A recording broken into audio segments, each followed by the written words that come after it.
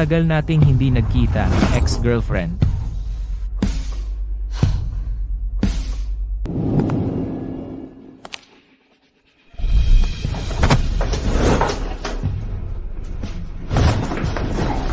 Bitawan mo ako, bitawan. 7 taon na ang nakalipas, umalis ka nang walang paalam.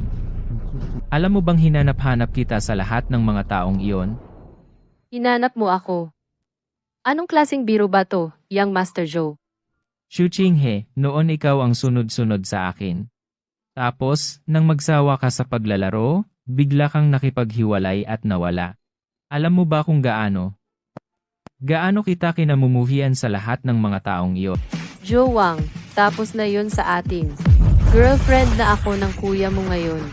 Hindi ako pumayag sa hiwalayan noon. Makipaghiwalay ka kay Zhou Jinsing agad. Ano ba talaga ang gusto mo? Makipaghiwalay ka sa kuya ko, at hindi kita isusumbong. Qinghe, handa ka na ba? Joe Wang, nababaliw ka na ba?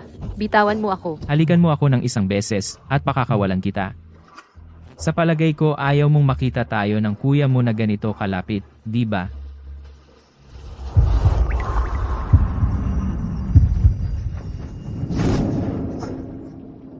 Nagsisinungaling lang ako sa'yo.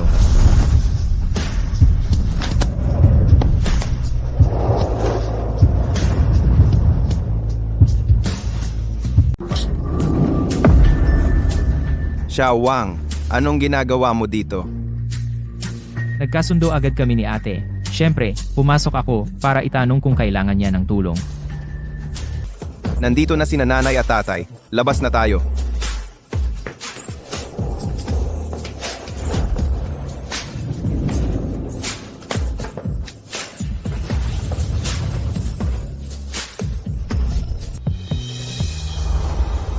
Qinghe, bukas ay bagong taon, may mga bisitang kamag-anak. Tandaan mong pumunta. Si,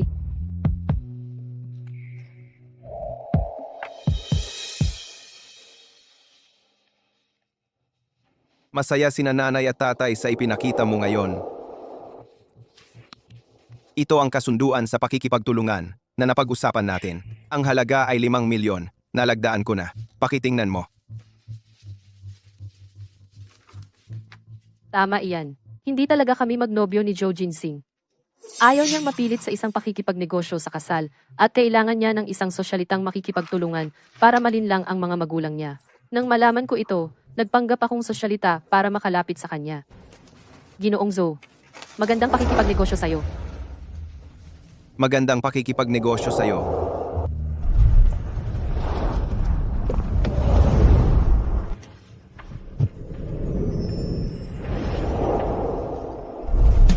Pasensya na. Nakasakay sa maling kotse.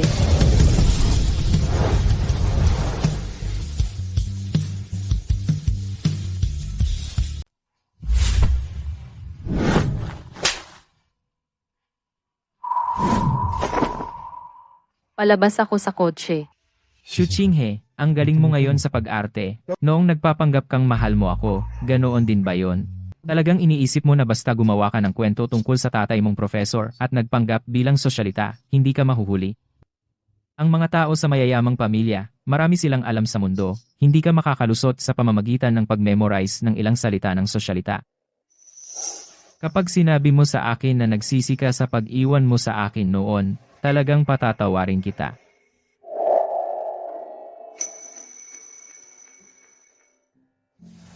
Hindi ako nagsisi.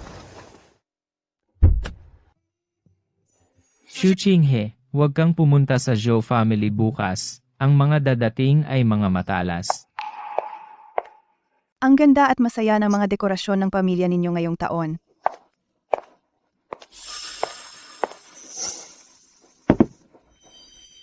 Ikaw siguro si Miss Xu, ang nobya ni Jingsing, di ba? Pasensya na sa mahinang mata ko. Si Miss Xu, napakasimple at payak ng suot sa bagong taon. Akala ko kanina, isa ka sa mga katulong. Ang pakikitungo sa magiging ginang ng aming pamilyang Zhou na parang isang utusan. Miss Chu, kailangan mo talagang ipatingin yung problema mo sa mata. Tita, siya apo. Naway magkaroon kayo ng mabuting kalusugan at lahat ng mabuti sa bagong taon. Mabuti.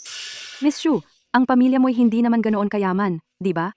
Ano ang ibig mong sabihin, Miss Chu? Ang tunay na mga sosyalita ay may mga delikadong kamay na hindi kailanman nagtrabaho, nabubuhay sa ginhawa at karangyaan. Pero si Miss Shu, may mga kalyo sa kamay. Di ba yan ay para lang sa mga mahihirap? Ang mga kalyo sa aking mga kamay ay galing sa araw-araw na pagsasanay sa pagsusulat at pagtugtog ng kin. Ang tunay na sosyalita ay hindi isang taong walang laman ang ulo at may mga kamay na delikado na hindi kailanman nagtrabaho. Ang lakas ng loob mong insultuhin ako. Guguputin ko ang iyong bibig.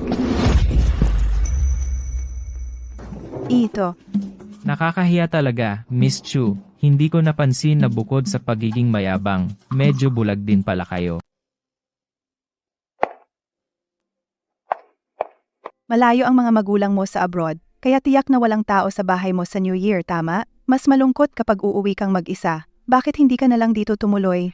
Sige, tatanggapin ko ang mabuting alok mo. Walang problema. Kahit engaged sila, baka hindi pa nakalimutan ni Jingxing ang ibang babae. Kailangan nating magkaanak agad si Qinghe ng malusog na lalaki.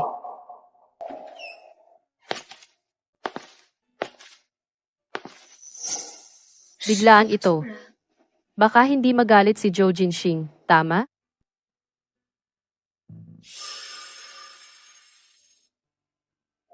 Ngayon, tinanggap na ako ng Madam Zhou.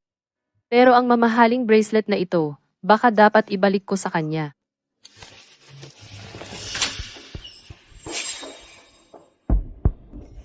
Zhou Jinxing, anong ginagawa mo? Bitawan mo ako. Zhou Wang, nagloloko ka ba? Kwarto ng kuya mo ito. Alam ko kung kaninong kwarto ito. Simula nung bata pa kami, lagi akong pinagbibigyan ng kuya ko. Kahit anong gusto ko, ibinibigay niya. Kasama na.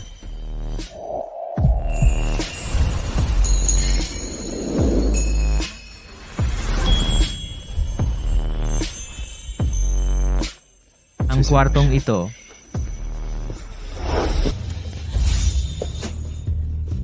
Chinge. Alam mo, miss na miss kita. Tapos na tayo. Hindi pa tayo tapos.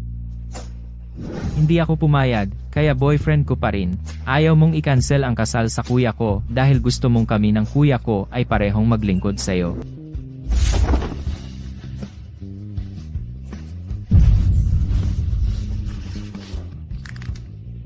Anong maganda sa kuya kong tahimik?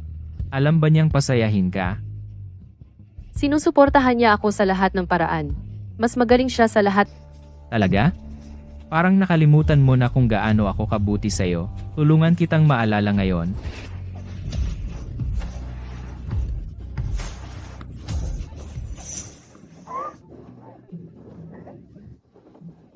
Parang malapit na maluto ang kanin.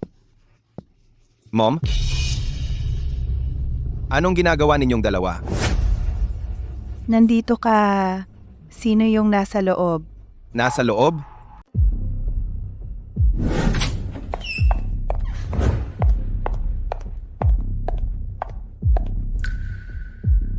Tita, anong ginagawa ninyong dalawa? Dumadaan lang ako at nakarinig ng ingay mula sa kwarto. Ayos lang ba ang lahat? Muntik na akong mahulog kanina pagkalabas ko sa shower, kaya medyo nagkagulo. Pasensya na po, tita. Hindi ko sinasadyang istorbohin kayo. Basta hindi ka nasaktan. Sige ma, gabi na. Dapat matulog ka na. Si.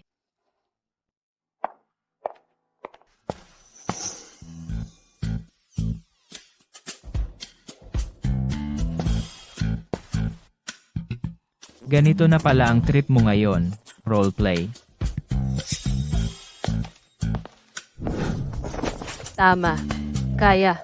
Pangalawang Ginoo, mas mabuting ang tamasahin mo ng maayos. Nani Wang, pwede kang umalis. Ako na ang gagawa. Si.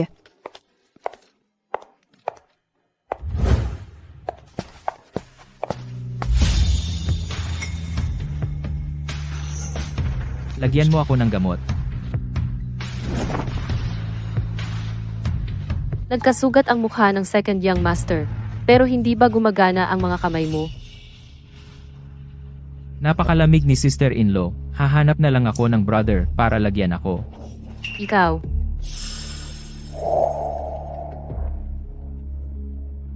Lagyan ko na.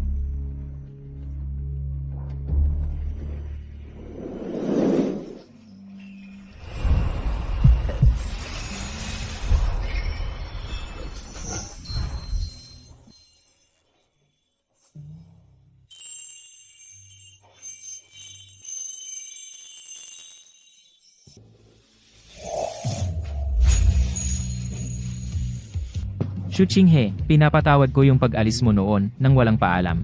Basta magiging maayos ang pagtrato mo sa akin mula ngayon, okay? Anong klaseng guni-guni ang iniisip ng second young master sa umaga? Binibigyan ko kayo ng 2 araw. Ikaw ang mag-initiate para makipag-break sa Zhou Jinxing at i-cancel ang engagement. Kung hindi, ako ang gagawa. Talaga ba? Pinipilit niya talaga na ikaw ay mag-cancel ng engagement? Hindi. Ano ang karapatan ni Joe Wang? Ang pakikipagtulungan mo sa kapatid niya ay para lang iligtas ang sariling anak niya. Kung ikaw ay mag-cancel ng engagement ngayon at matapos ang pakikipagtulungan, ano ang mangyayari sa susunod na paggamot ni Juan Juan? Para sa operasyon sa paglipat ng puso ni Juan Juan, talagang hindi ko titigilan ang kontrata ko sa Zhou Jinxing. Shu Qinghe, noon ikaw ang palaging nakikipag-away sa akin. Tapos, pagkatapos mong magsawa sa pakikipaglaro sa akin, ikaw ay walang awa na nag-break at nawala. Alam mo ba kung gaano? Gaano ako nagalit sa iyo nitong mga taon?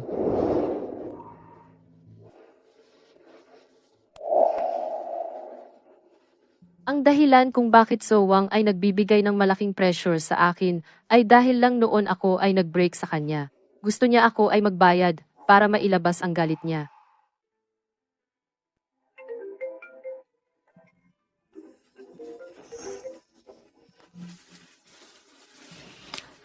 Hello, tita.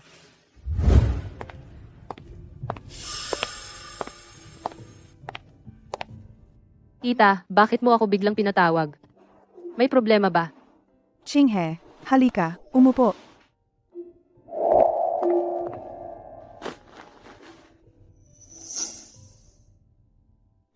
Qingge, alam mo ba kung anong klaseng babae talaga ang gusto ni Joe Wang? May alam ba ang tita?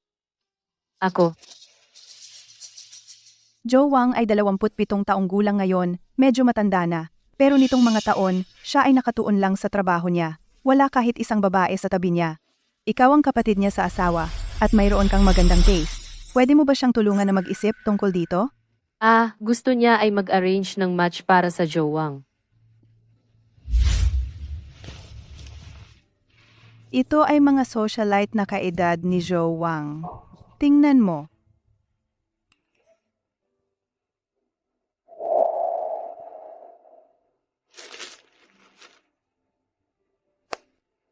Baby, may 1 araw na lang ang natitira sa'yo. Talagang hindi ko pwede i-terminate ang kontrata. Ito ay magandang pagkakataon para i-divert ang atensyon niya. At gawin siyang busy para hindi ako target niya.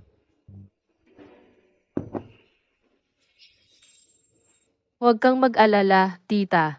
Iwan mo ito sa akin. Ayos.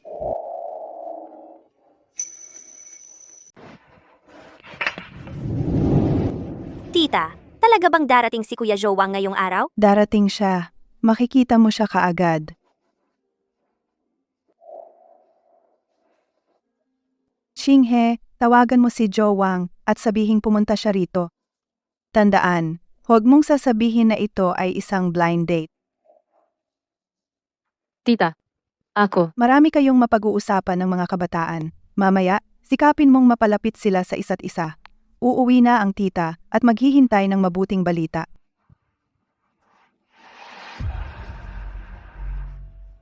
Alis na ako.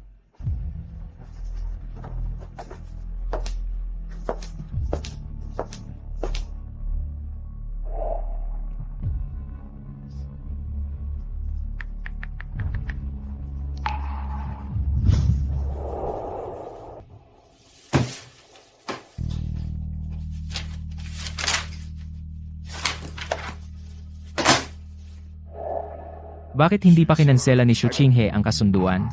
Ano ba ang gusto niya?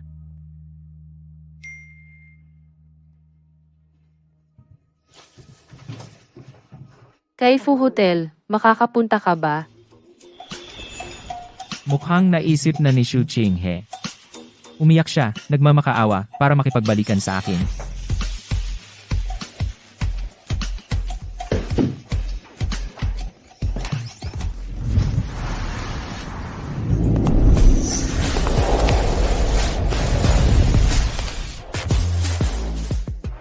Xu Qinghe, ikaw ang umayaw sa akin, at nagdulot ng 7 taong paghahanap sa iyo.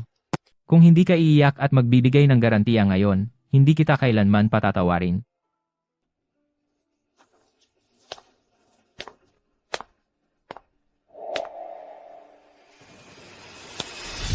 Sa wakas, naisip mo na. Paano mo ako mapapatawad? Kuya Joe Wang, ako ang blind date mo ngayong araw. Blin. Dati, dito mo ako pinatawag para magpakilala sa isang blind date. Oo, Ginoong Joe Wang, inayos itong blind date para sa atin ng tita mo. Pero kailangan ko ring pasalamatan si Ate Qinghe dahil nirecommend niya ako kay tita. So ito pala yung blind date na inayos mo para sa akin. Ito si Binibining Lin Shuyu, anak ng pamilyang Lin, graduate ng prestihiyosong universidad. 3 taon siyang mas bata sa'yo, bagay na bagay. Hindi ko inaasahan na ang hipag ko, hindi lang magaling na actress, kundi magaling din palang matchmaker. Hipag, alam mo ba kung anong klaseng babae ang gusto ko? Bakit ka nagmamadaling ipares ako? Ginoong Joe Wang, ang pagkatao ko ba o ang itsura ko ang hindi umabot sa standards mo? Anong tipo ang gusto mo? Pwede kong baguhin ang itsura ko para maging gusto mo. Pwede ko ring baguhin ang pagkatao ko para maging gusto mo. Pagdating sa itsura, basta't kaaya-aya sa mata. Pagdating sa pagkatao, gusto ko yung suplado sa publiko, pero malibog sa pribado. Yung tipong nakakainis talaga. Hindi ba masyadong mapili ang mga requirements na yan? Ganyan na ganyan ang eksaktong naging ex-girlfriend ko. Ipag, dahil gusto mong makialam sa pag-aasawa ko, tapusin mo na ito. Simula ngayon, humanap ka para sa akin ng ayon sa standard na iyon.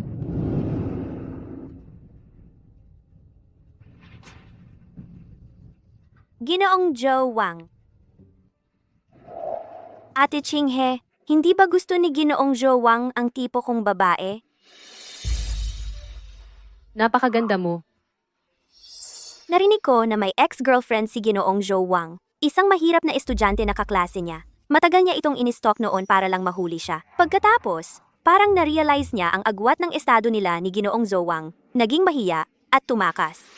Kaya, sa paningin ni Joe Wang, hindi lang pala akong murang laruan noon, pero sa lahat ng mga taong ito, naging katatawanan din ako sa mga socialite ng Jingzhou. Anong klaseng kahibangan ang request na iyan? Sa tingin ko, sinasadya niyang paghirapan ka. Kinabahan ako kung siya. Ganito kaya, maghanap ka muna ng blind date para sa kanya, para pansamantalang mapasaya siya. Kapag nakaraos ka sa 3 buwan, matatapos ang kontrata mo sa kapatid niya, at gagaling ang sakit ni Juan Juan. Malapit na kami sa bahay ni Juan Juan. Sabihan kita, pagbalik ko.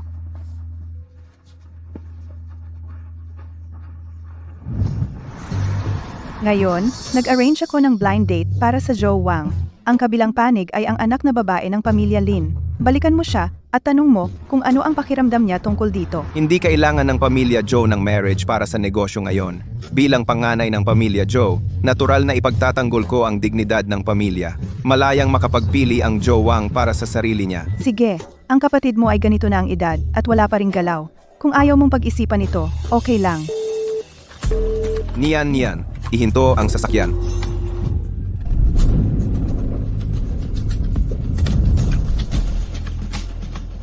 Niyan.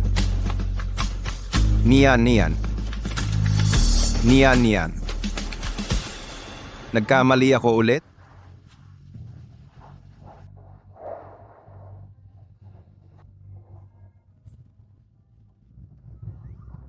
Godmother, kilala mo ba ang uncle? Hindi ko siya kilala. Tara na, dadala ka ng godmother sa bahay para hanapin ang mommy mo.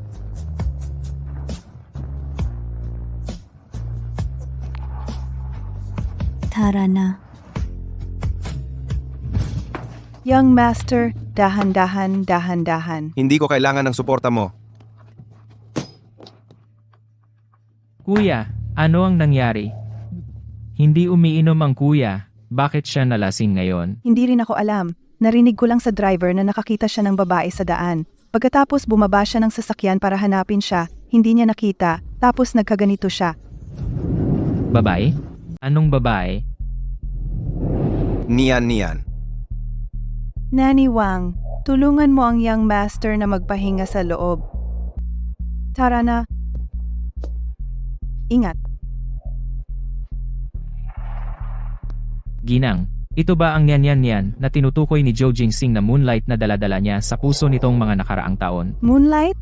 Isang malagim na relasyon iyon. Binabalaan ko huwag mong banggitin ito sa harap ni Xu Qinghe. Aakyat ako para tingnan ang Zhou Jingsing.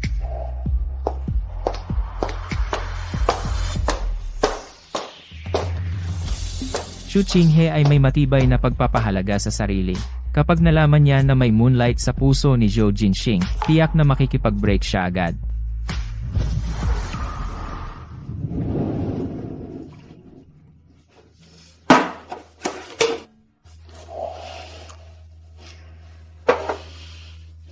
Niyan. Matagal na since nangyari iyon. Kung hindi mo talaga siya malimutan, bakit hindi subukan bigyan ng chance ang isa't isa? Imposible para sa amin. Bukod pa, sa mga nakaraang taon, malamang may ibang babae na siya sa tabi niya ngayon. Zia? Isang hindi magandang tao lang iyon. Okay ako. Dapat kang magmadali bumalik sa Zhou family. Kapag sobrang late ka, magdududa sila.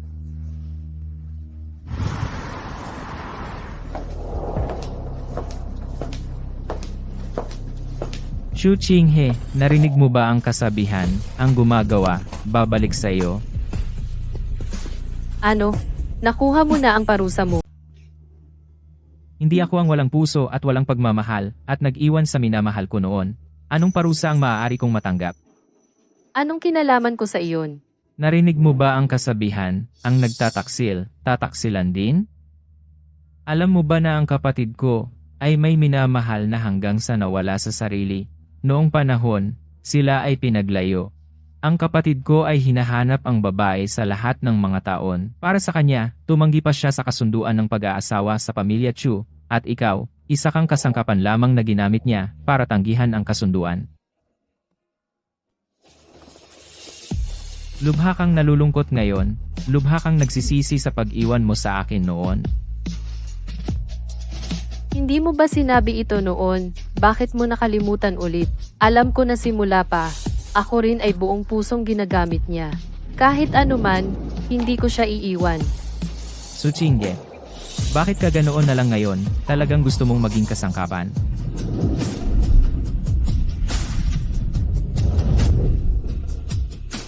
Gusto ko, masaya ako. Hindi ba pwede? Hindi mo ba talaga narinig ang sinabi ko noong isang araw?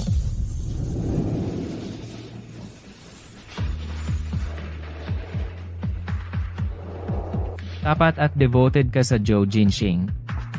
Kapag nalaman niyang peke kang socialite, at dating girlfriend na nag-iwan sa akin, sa tingin mo gusto pa niya ang iyong fiancé.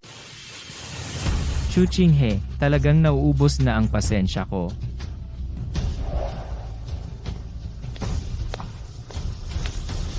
Ano ba ang gusto niya? Tinulungan niya ako dati. Gusto niya ba ilantad ako ngayon? Zhou Wang. Sige. Nandito ka na. Hello, tita.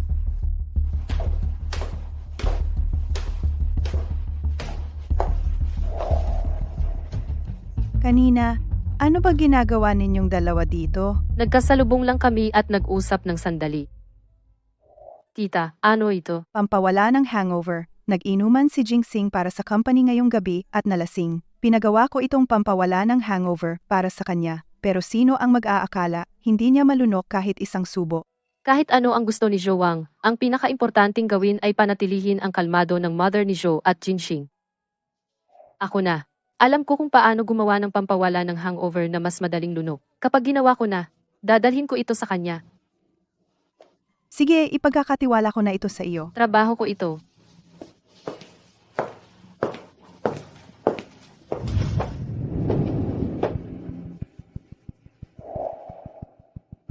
Ito ang recipe na itinuro sa akin ni Nyan dati.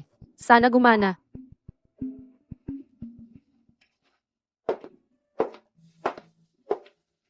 Mr. Joe, gumawa ako ng pampawala ng hangover.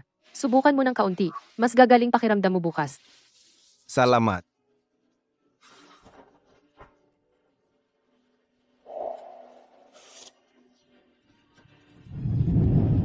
Sino gumawa ng sabaw na ito?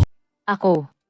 May problema ba sa sopas? Karaniwan, hindi nila iniisip na ilagay ang mangga at pomelo. Sinong nagturo sa'yo ng recipe? Sabi ng matalik kong kaibigan. Matalik mong kaibigan? Ano ang pangalan niya? Siya. Nasa panganib ako sa pamilya Zoe. Nagpapanggap na isang sosyalita. Kapag nahayag ako, hindi ko dapat idamay si Nyan. Siya ang matalik kong kaibigan mula sa abroad. Ang pangalan niya ay Vivian. Vivian? Hindi siya. Ang siya na tinutukoy ni Joe Ginsing. Siya ba ang buwan sa puso niya sa mga nakaraang taon? Mr. Joe, uminom ka muna ng sopas para sa hangover. Si.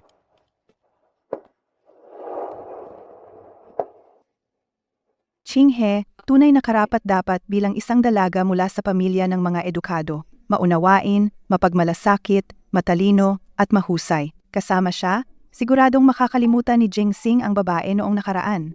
Parang dapat bilisan natin ang pagpapakasal nila. Hayop ka. Anong ginagawa mo dito? Nakakatakot ka. Sige, umalis ka.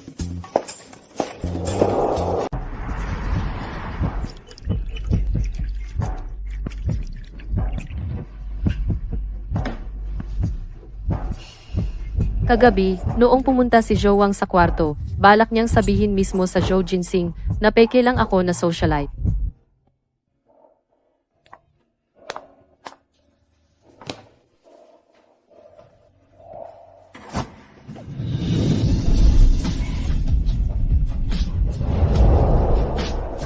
Joe Wang, nawala ba ang isip mo? Shuchinghe, ang talaga mo. Ang mga magulang ko ay ganap na nalinlang mo ngayon, hindi na sila mas masaya sa iyo. Sinimulan na nilang ihanda ang kasalan mo, at Xu Jingxing. Ano ang sinabi mo? Hindi ba ito ang gusto mo? Isang hakbang lang ang pagitan mo sa pagpapakasal sa Zhou Jinxing. At ang tanging hadlang ngayon ay ako. Pinapangarap mo bang ipahimik ako ngayon? Ang yabang mo. Pero ang bibig ay nasa mukha ko. Alam mo ba kung paano ito ipahimik? Joe Wang,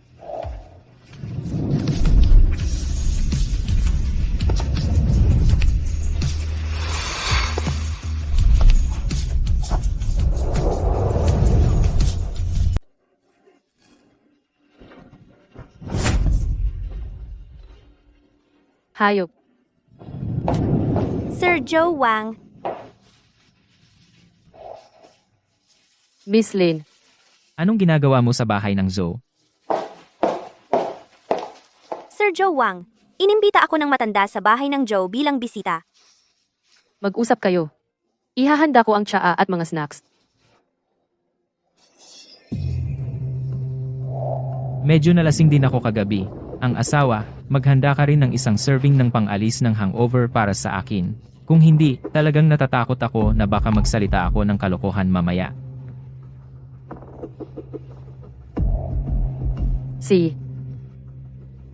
Salamat, ang asawa. Hindi ba dapat may distansya ang asawa at ang kapatid na lalaki? Bakit napakalapit ni Sir Joe Wang sa ang asawa?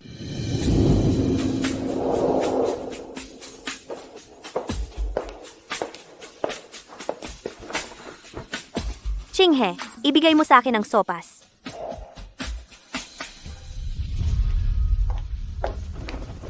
Joe Wang, pakainin kita.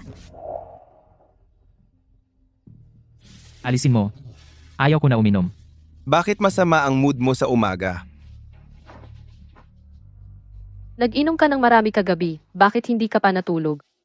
Pumunta ang nanay ko kanina. Gusto niyang makipag-usap sa tatay mo para sa kasal natin. Kaya, depende lang kung available ang uncle.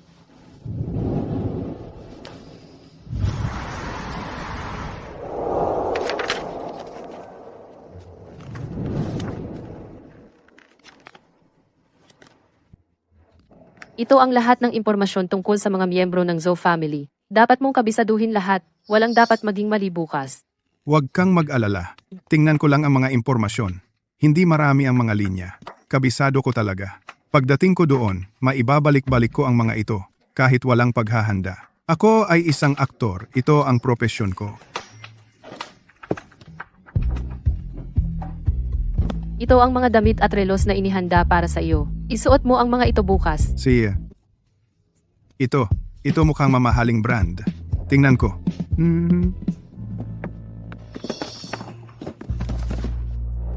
Chuchinge, Hindi ba iyon ang fiancé ng eldest young Master Zhou? Narinig ko na mag-uusap ang Zhou at Shu families bukas para sa kasal. Bakit kasama niya ang ganoong tao? Mukhang mababa ang klase. alam kong tama ang hinala ko. Ang Xu Qinghe ay nagpapanggap lang na socialite.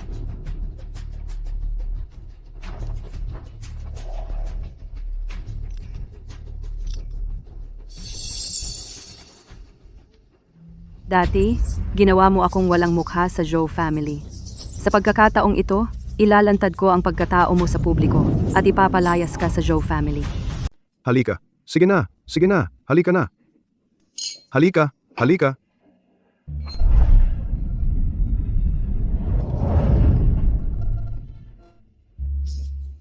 Sa lahat ng mga taong ito, nasa ibang bansa ako. Nakatuon sa akademikong pananaliksik. Ngayon, kung hindi para pag-usapan ang kasal ng dalawang batang ito, hindi rin sana ako babalik sa bansa. Ang akademya ay ang iyong trabaho at hangarin bilang isang propesor. Lubos kong naiintindihan. Ngunit ang kasal ng dalawang batang ito ay nangangailangan din ng pag-aayos mula sa atin bilang mga magulang.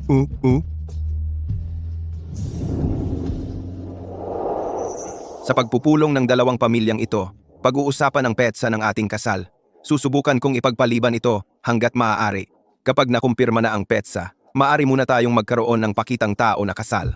Isinasaalang-alang na maaaring makaapekto ito sa reputasyon ni Miss Xu. Pagkatapos mag-expire ng kontrata, babayaran ko ang doble ng komisyon bilang kabayaran. Isang pakitang tao na kasal, walang tunay na relasyon. Zhou Jingxing. Ang makaiwas ng maayos sa pressure ng pag-aasawa. Pagkatapos ng panahon ng kontrata, hindi na ako mag-aalala pa sa gasto sa paggamot ni Juan Juan. Kamakailan, may ilang cross-border na proyekto ang grupo na nasa kritikal na yugto. Huwag muna tayong magmadali sa kasal. Ang trabaho ay maaaring gawin kahit kailan. Ang mag-asawa at magsimula ng pamilya ang pinakamahalagang bagay sa buhay. Chinghe, ano sa palagay mo? Tita, sa palagay ko, Tita,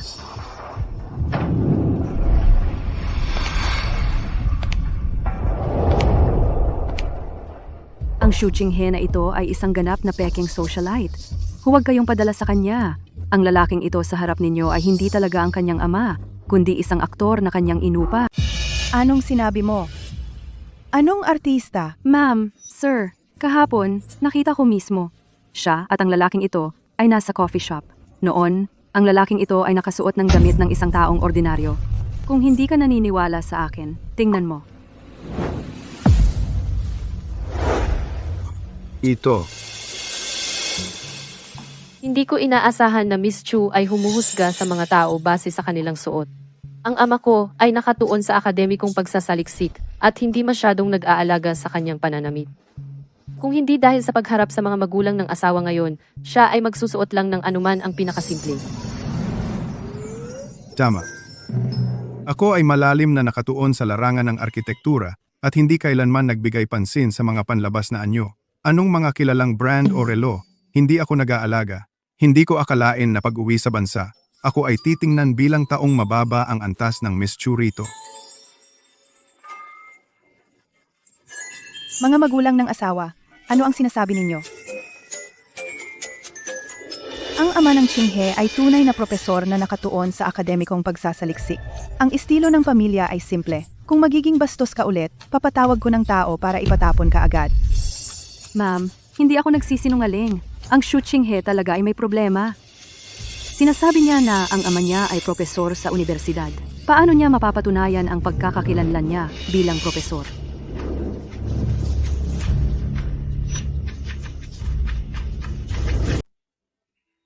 Bakit ko pa kailangang patunayan ang pagkakakilanlan ng tatay ko sa isang taong walang kinalaman? Xu Qinghe, tumigil ka sa pagpapanggap. Hindi mo yan mapapatunayan. Dahil hindi naman talaga siya propesor.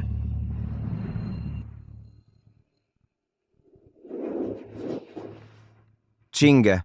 Ayaw mo rin namang mapahiya si Tio. Ganito na lang, kumuha ka ng bagay na makakapagpatunay sa pagkakakilanlan ni Tio at ipakita mo sa kanya. Tapos malilinaw na ang lahat.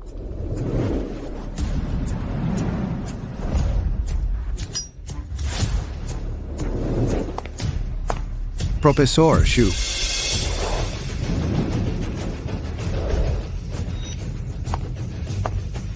Professor Xu, anong ginagawa mo rito? Ha?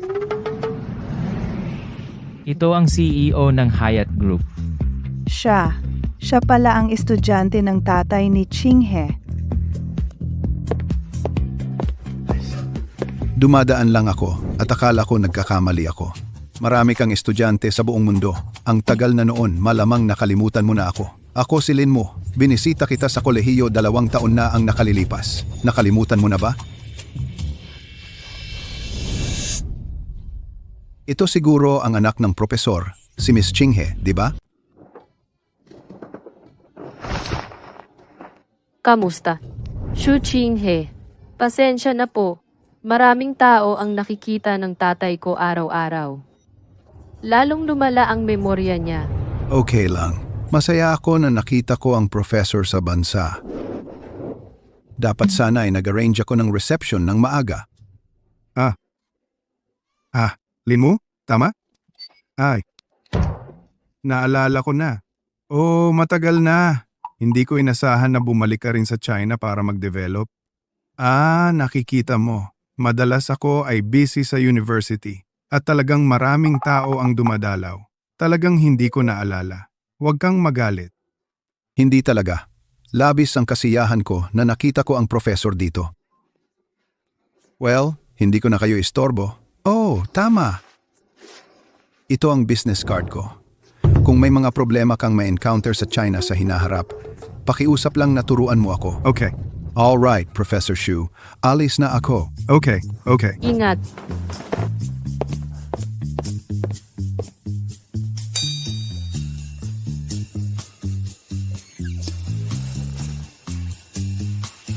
Hindi posible. Paano siya naging professor? Isang magandang family dinner, nasira lahat dahil sa iyo. Bilang junior ng Chu family, napaka-rude mo. Simula ngayon, ang Zhou family ay kakansela ng lahat ng cooperation sa Chu family mo. Uncle, Hindi ka welcome dito. Umalis ka agad. Umalis ka.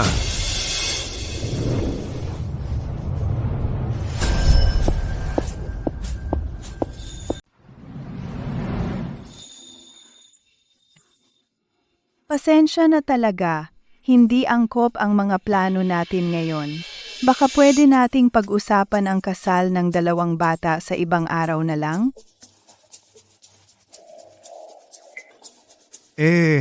Ang totoo, medyo mabigat din ang trabaho ko sa universidad. Ang pangunahing dahilan ko sa pag-uwi ngayon ay para makilala si Jingsing. At para masigurong hindi napunta ang mahal kong anak na babae sa maling tao. Huwag kang mag-alala. Siguradong magiging mabuti si Jingsing kay Qinghe. Itong batang si Qinghe. Malaya na siya mula pagkabata. Iginagalang ko rin ang kanyang mga desisyon at umaasa akong magiging masaya siya sa hinaharap. Abala rin ako sa universidad. Sa inyo na lang po ang lahat ng paghahanda para sa kasal. Malamang wala na akong oras para bumalik pa. See ya.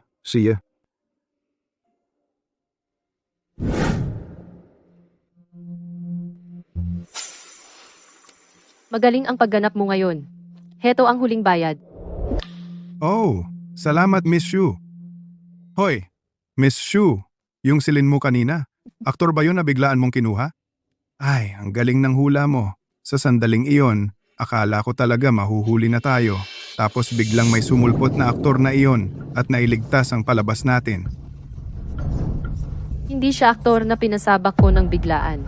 Ha? Hindi? Bakit siya biglang sumulpot at tumulong sa atin?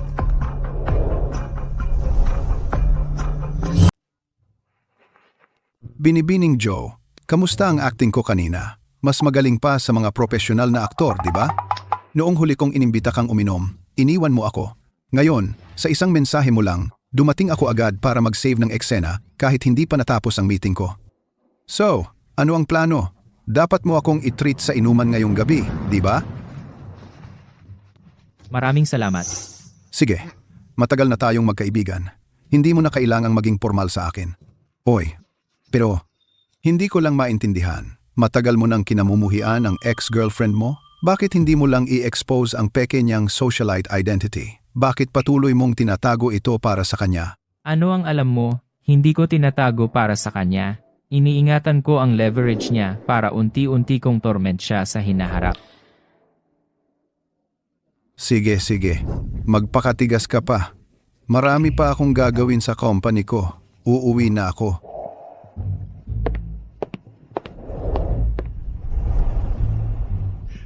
Anyway, perpekto ang pagtatapos ng palabas ngayon. Salamat sa pagod mo ngayon. Walang problema.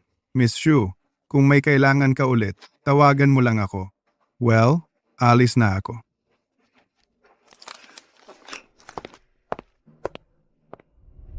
Si Zhou kaya. Ano ba iniisip ko? Palaging mapaghiganti ang Zhou. Palagi niyang ginagamit ang peki kong socialite identity para kontrolahan ako. Paano niya ako matutulong?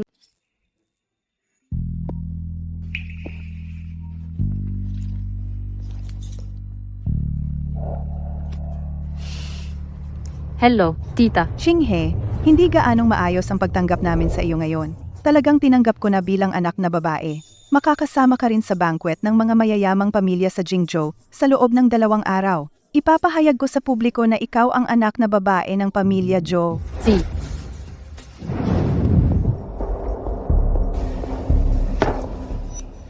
Xu Qinghe, maghintay ka lang.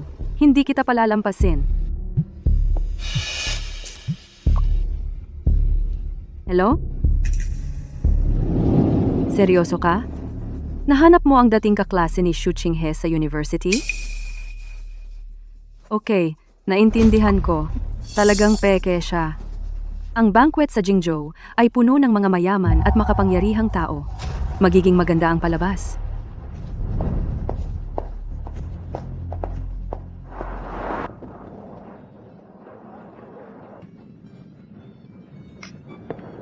Hey, Happy New Year. Happy New Year. Happy New Year. Sana ang kooperasyon natin ay umabot sa mas mataas na antas ngayong taon. Okay?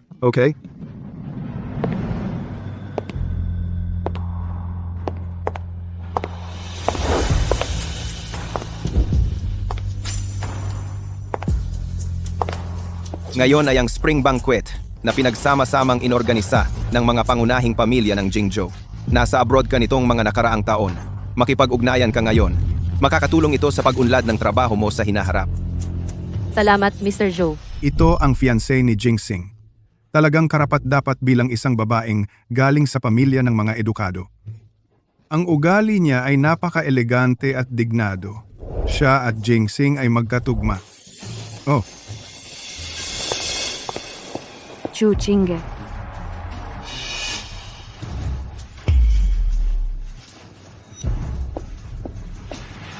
Xu Qinghe, isa kang peke na sosyalita.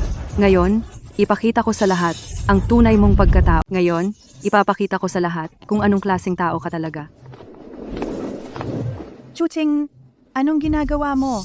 Paulit-ulit mo ngang pinapahirapan si Qinghe. Pinagtiisan ko lang yan dahil sa magulang mo. Hindi ka talaga titigil hanggat hindi mo nakikita ang kabaong. Tita, sandali lang po. Alam mo, matagal ko nang gusto si Kuya Jingxing. Nandito ako ngayon para ibunyag ang peking socialite identity ni Xu Qinghe. anong ibig niyang sabihin? Peking socialite? Peke? Akala ko ba natuto ng mag-ingat ng salita si Miss Chu matapos siyang palayasin sa private room ni tita noong nakaraan dahil sa mga salita niya. Hindi ko inaasahang mabilis niyang makakalimutan ang leksyon. Ikaw, Hindi ko talaga inaasahan na ang galing-galing mo pala noong nakaraan. Nakumbinsi mo pa si Mr. Lin na makipagkuntsaba sa'yo. Pero, alam na alam ng mga dati mong kaklase kung sino ka talaga.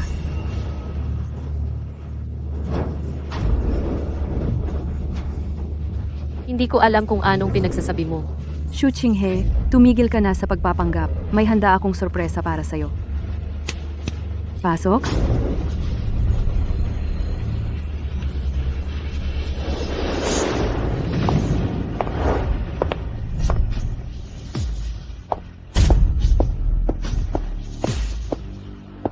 Dating kaklase.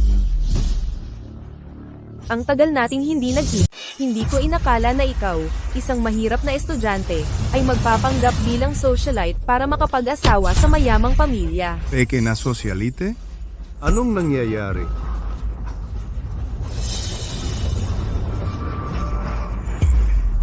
Miss, hindi ko talaga kilala. Ang pagkalat ng chismis at paninira sa publiko ay may legal consequences. Xu Qinghe, para sa isang scammer, ang lakas ng loob mo ay talagang kahanga-hanga. Nagpapanggap ka pa na hindi kilala ang kapwa alumni ng Hua University na nakatayo mismo sa harap mo. Lumaki si Qinghe sa abroad. Paano siya magkakaroon ng schoolmate mula sa Hua University? Chu Ching, pinagbigyan ko na kayo ng paulit-ulit dahil sa pagiging junior ng Chu family. Kung sasaktan mo ulit ang Qinghe, huwag kang magalit kung hindi ako magiging magalang. Tita, niloko kayo lahat niya. Hindi siya socialite talaga. Ang persona ng pure at virtuous lady na ipinapakita niya sa inyo ay puro peke. Noong nag-transfer ako ng school, pagkatapos ng breakup ko sa jowang noon, nag-apply ako para ipinataas ang personal information ko. Hindi madaling malaman iyon ng Chu Qing.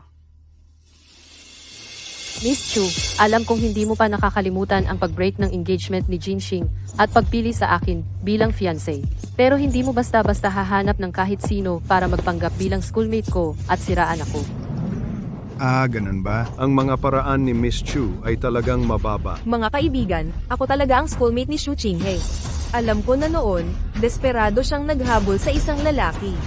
Higit pa, nagbuntis siya sa lalaki at nanganak.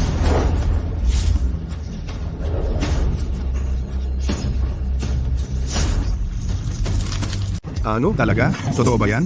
Nagkaanak pala itong si Xu Qinghe? Nabuntis bago ikinasal? Ang magiging future young mistress ng pamilya Zhou ay may anak na pala sa labas? Ito ay... Grabe naman. Qingge, totoo ba ang sinabi niya? 2 buwan pa bago mag-expire ang kontrata. Hindi pwedeng mag-fail ako ngayon. Siyempre hindi. Uncle, Auntie, si Jinxing ang unang minahal ko. Bago siya, wala akong naging iba. Xu Qinghe, ang galing mo talagang umarte. Para lang makapag-asawa ng mayaman, hindi ka nagdadalawang isip na gumawa ng pekeng pagkatao, at itatakwil mo pa ako, ang kaklase mo sa universidad. Nakalimutan mo na rin ba yung lalaking pinagpuyatan mo sa universidad? Ang detalyado ng kwento. Totoo kaya?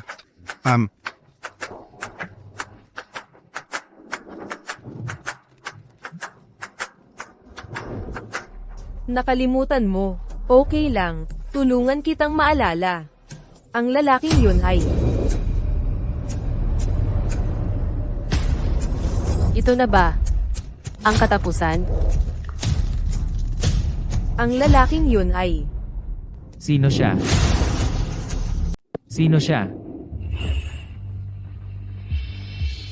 Ang campus heartthrob na si Xu Qinghe na desperadong hinabol pala ay ang second young master ng pamilyang Zhou. Kumakalat ng chismis at naninirang puri sa aming pamilyang Zhou. Ayaw mo na bang mabuhay? Ginoong Zhou, isang impostor si Xu Qinghe. Hindi ko ba alam kung impostor siya o hindi? Eh di sabihin mo, ano ang pangalan ng lalaking iyon? Kapag mali kahit isang salita lang, pwede na kayong magpaalam sa walang kwentang dila ninyo. Sabihin mo. Ang second young master ng pamilyang Zhou ay top tier na maharlika sa Capital Circle. Talagang hindi ko siya pwedeng saktan. Anong nangyayari? Bakit hindi siya nagsasalita? Oo nga. Baka naman hindi talaga totoo ang taong iyon. Talagang gawa-gawa lang ito. Binibining Chu, alam kong masakit sa iyo nang iwan ka ni Jingxing sa kasal. Pero hindi mo ako pwedeng siraan ng ganito sa harap ng publiko. Ang reputasyon ko ay hindi mahalaga, pero paano naman ang reputasyon ng pamilyang Zhou? Shu Qinghe, ang dila-dila mo.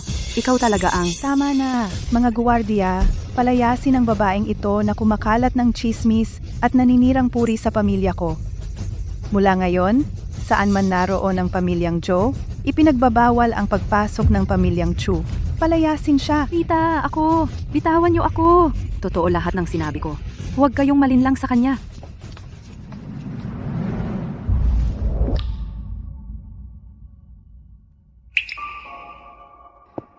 Qinghe, naniniwala ako sa iyo, tita. Naapi ka ngayon. Ayos lang ako, tita. Medyo. Pagod lang ako dahil sa walang basehang paninirang natanggap ko. Sige, umuwi ka na at magpahinga.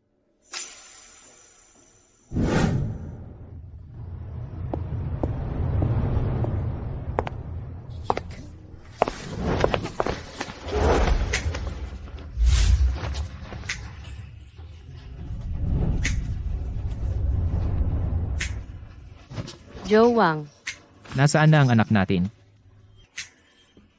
Nasaan siya?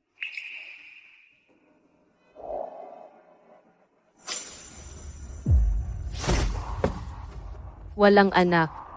Nagpa-abortion ako noon.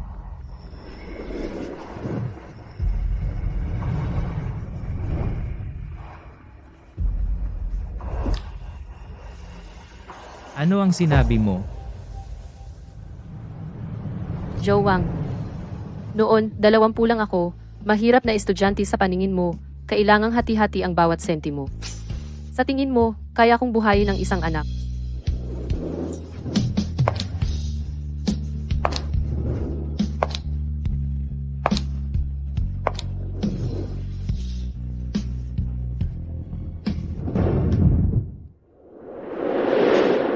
Tamang ginawa mo.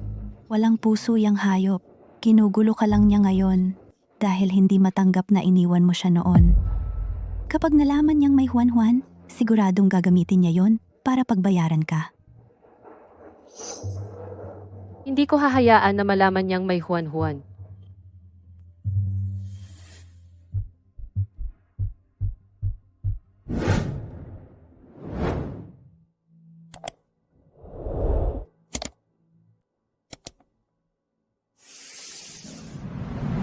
Ginoong Zhou, narito ang medical diagnosis record ng computer.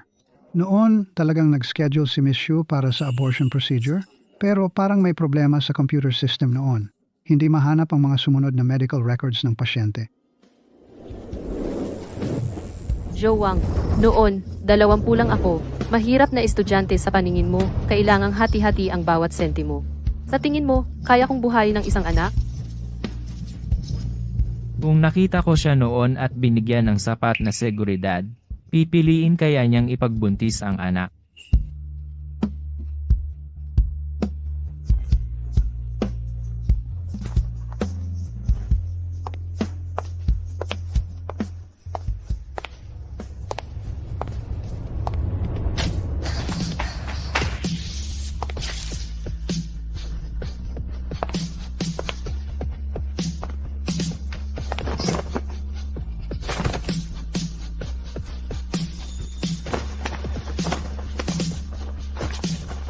Pasensya, Tito.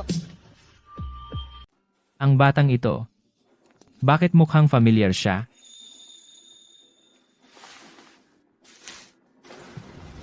Ito na. Salamat, sir. Sir, hindi lang gwapo, mabait pa. Ito ang bulaklak para sa iyo, sir. Sana maging masaya ka. Paalam, sir.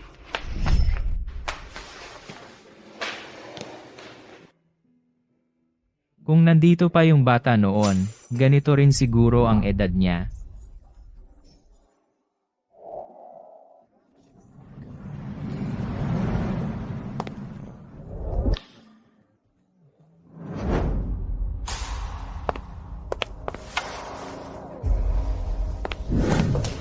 Juan Juan. Juan Juan. Juan, nagtago na para maglaro ulit. Huwag kang mag-alala. Malakas ang hangin sa labas. Dapat mabilis nating hanapin siya. Nanay. Nanay.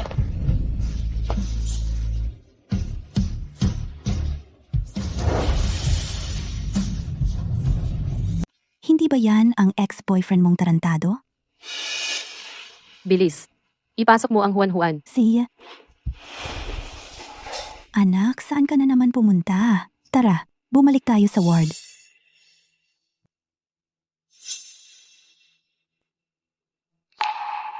Ano ba ang iniisip ko? Sa isang saglit, akala ko talaga ang batang babae ay anak ko at Xu Qinghe. Babalik ka agad ang mommy. Kakaiba. Ano ba talaga ang relasyon ng mommy at ng uncle na yon? Tara na.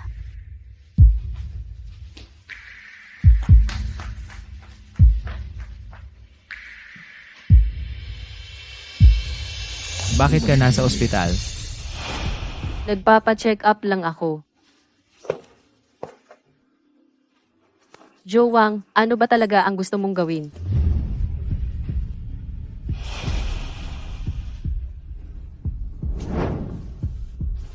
Xu Qinghe, noong nagpa-abortion ka, natakot ka ba? Kahit natakot ako noon, matagal na yun. Wala na yun sa kasalukuyan. Nakatali na ako sa kapatid mo ngayon. Manugang mo ako. Magpakita ka ng respeto. Hindi. Ikaw ang girlfriend ko. Jowang, naghiwalay na tayo ng 7 taon. Hindi mo ba alam ang kasabihan? Ang tamang ex, hindi dapat makita ulit. Nakikiusap ako, tumigil ka na sa paggulo sa akin. Okay? Ganoon ba ako kasuklam-suklam sa'yo?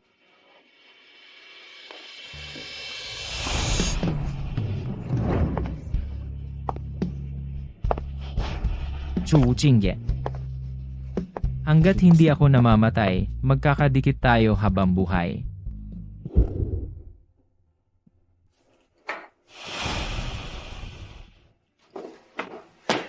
Tumigil ka. Papunta sa opisina para magtrabaho ulit? Simula noong araw ng salo-salo, hindi maganda ang pakiramdam ni Qinghe. Nasa ospital siya ngayon.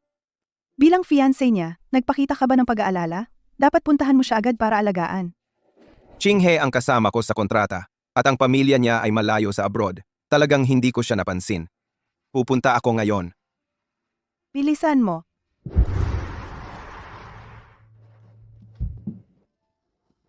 Natulog na ang batang to. Ano na ang lagay ni Qinghe?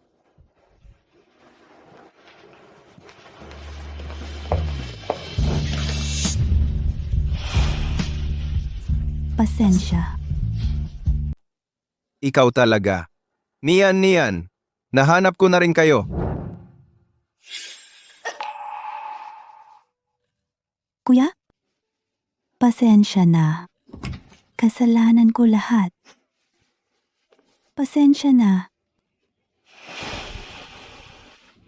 Nian. Kung hindi ko pinilit na sumama ang kuya ko sa dagat, hindi siya mamamatay para iligtas ako. Tayo na maghiwalay. Ito.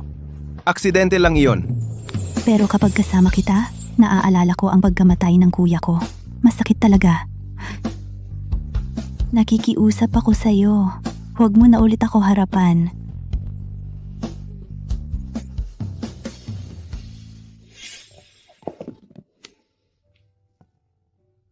Jo Jing-sing, naghiwalay na tayo. Noon, pinangako mo sa'yo na hindi mo na ako haharapan sa buhay na ito. Nian. Ilang taon ko kayong hinanap. Kaysa hindi kita makita, mas gusto ko sana na ako ang namatay sa dagat noong nakaraang 8 taon, hindi ang kuya mo. Jo Jing-sing, hindi ko talaga alam paano haharapin ka. Nian, huwag kang umalis. Mas gusto ko na galit ka sa'yo, kaysa patuloy kang nagtatago sa akin.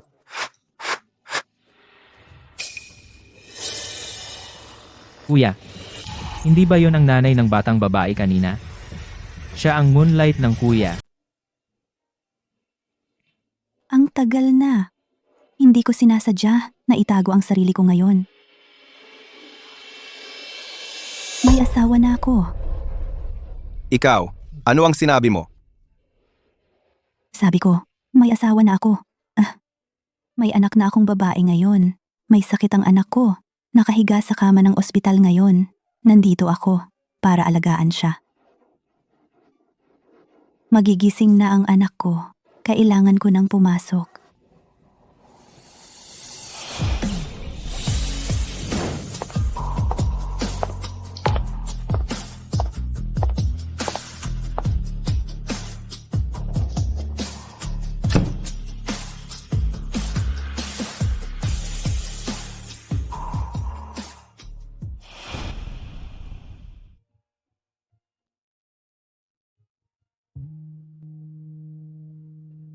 Sa puso mo, malinaw na hindi mo pa rin siya kayang bitawan. Imposibleng magkatuluyan tayo. Ngayon, sinabi ko sa kanya na si Juan ang anak ko. Alam na niyang may asawa na ako ngayon.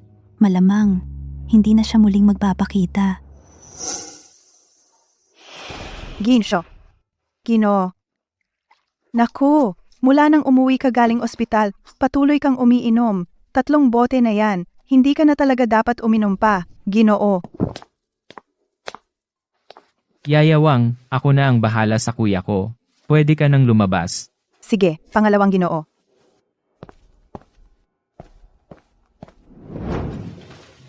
Ibigay mo sa akin. Kuya, bilang lalaki, ang paglulunod sa alak kapag may problema ang pinakawalang kwentang bagay na magagawa mo. Sabihin mo sa akin kung ano ang problema. Maaaring makapagbigay ng payo ang iyong nakababatang kapatid. May asawa na siya. May anak na siya. Wala nang pag-asa para sa atin.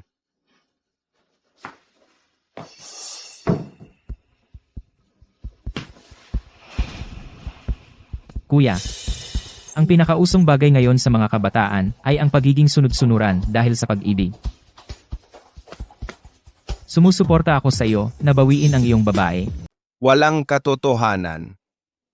Ang pamilya Joe ay palaging mahigpit sa pag-uugali at pinaka-alerto sa etika. At bilang pinakamatandang anak ng pamilya Joe, ang binata, paano ko posibleng maging ibang tao na nagpapabagsak sa pag-aasawa ng iba? Talagang hindi. Talagang imposible. Bakit ka nandito ulit? Sinabi ko sa iyo, huwag kang lumitaw sa harap ko ulit. Ako. Hoy, niyan. Zhou Jingxing, ako ay isang may asawa na babae ngayon. Alam ko.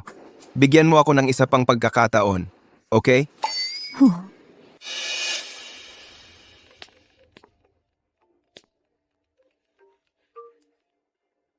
Pangalawang binata, gaya ng hinulaan mo, ang binata ay dumating sa ospital ngayon. Sakto.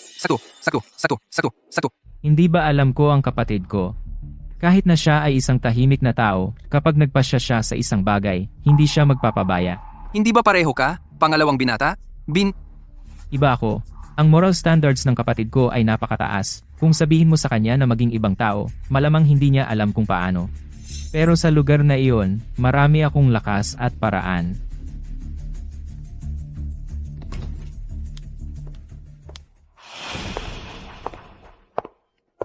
Kunin mo ang litrato ng Zhou Jinsing at ng babae na magkasama, tapos ipadala mo sa akin.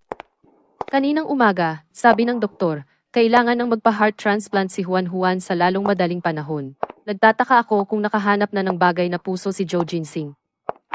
Ngumingiti ng ganyan. Maling gamot ba ang nainom niya ngayon? Nandito ka na, ma'am? Hinahanap mo ba ang kuya ko? Sayang naman, bagong nakita lang ng kuya ko ang kanyang buwan. Maagang maaga pa, nakipagkita na siya. Hindi ka naniniwala sa akin, ma'am? Kung wala pa siya, maghihintay na lang ako dito sa bahay. Nobyo mo siya, nakikipag-date sa ibang babae, tapos hindi ka man lang nagagalit. Tama. Hindi ako nagagalit. Basta alam niyang umuwi. Noong tapat ako sa'yo, ang sungit-sungit mo sa akin. Bakit ngayon, napakaunawa mo kay Zhou Jinxing? Siyempre, dahil mas karapat-dapat siya kaysa sayo. Ngayon, ang buong puso niya ay nasa babaeng yon sa labas. Mas karapat-dapat siya kaysa sa akin. Xu Qinghe, hindi ka naniniwala, di ba? Sige, ipapakita ko sa'yo ngayon din ang larawan nila ng kanyang kasintahan.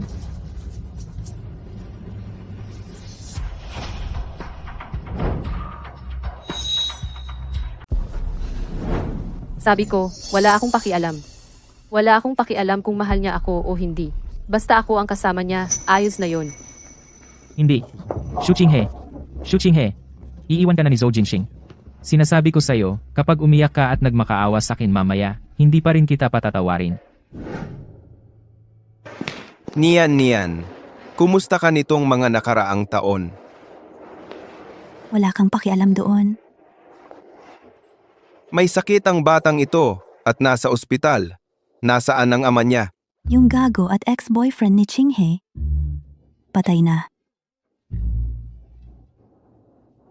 Kung gayon, ikaw lang ang nagpalaki sa bata nitong mga nakaraang taon? Zhou Jinxing, anong ekspresyon yan ng mukha mo? Hindi ko kailangan ng awa mo. Maayos naman ako. May kaibigan akong tumutulong sa akin. Zhou Jinxing, pagkatapos ng lahat ng taong ito, dapat kasal ka na ngayon, di ba?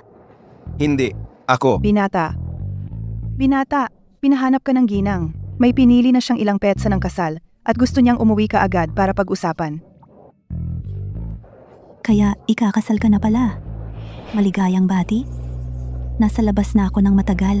Dapat na akong pumasok. Nian.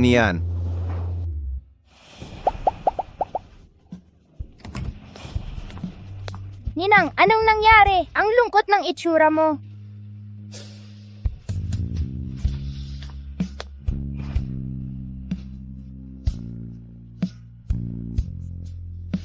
Hindi naman malungkot ang ninang. Ninang, ang mabuting bata ay hindi nagsisinungaling.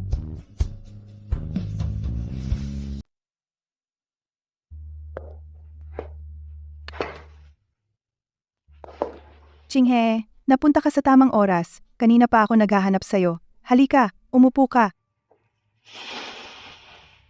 Qinghe, kahapon nagpahanap ako ng magandang araw sa isang master. Sabi ng master, sa ikatlong araw ay magandang araw para sa kasal.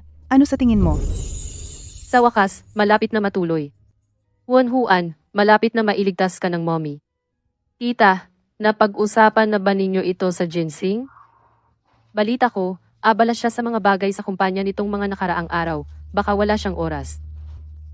Huwag mo alalahanin yan. Tinawagan ko na siya para umuwi. Kahit gaano importante ang mga bagay sa kumpanya, hindi ito mas importante kaysa sa kasal mo. Madam, dumating na po ang Miss Chu. Ano ang pakay mo dito? Hindi ka welcome sa aming pamilya. Aalis ka ba ng kusa? O ipapaalis kita? Tita, dumating ako ngayon para humingi ng tawad sa inyo. Kasalanan ko lahat noon, nagalit kayo at ang uncle. Pero sana tita, dahil matagal na magkaibigan ang mga pamilyang Chu at Zhou, huwag ninyong putulin ang negosyo sa aming pamilyang Chu. Ang dapat mong hingan ng tawad ay Qinghe. Sister-in-law, kasalanan ko lahat. Dahil gusto ko talaga ang brother Jinxing, ginawa ko lahat yon para ikahiya ka. Pasensya na. Qinghe ay isang socialite mula sa pamilyang may edukasyon. Paano mo siya pinagdudahan? Kahit magkasama kayong lumaki ni Jinxing, para sa kanya, kapatid lang ang tingin niya sa'yo. Ang kasal ay nakasalalay sa tadhana. Tama po ang tita. Simula ngayon, ituturing ko na lang si Jinxing bilang kapatid. Sister-in-law, galit pa ba kayo sa akin? Manugang, galit ka pa ba sa akin? Ano ba ang balak niya? Paano naman ako magagalit? Hindi naman nagtatanim ng galit si tita, kaya natural lang na hindi ko naiisipin ang maliit na bagay na yon. Ay naku. Napakabuti mong bata talaga. Sa makalawa, plano kong gawin ang kasal ninyo ni Jinxing at Qinghe. Dapat pumunta kayo ng mga magulang mo. Pakakasalan si Kuya Jinxing? Anong nagawa ni Xu Qinghe para magkaroon ng ganito kaswerte?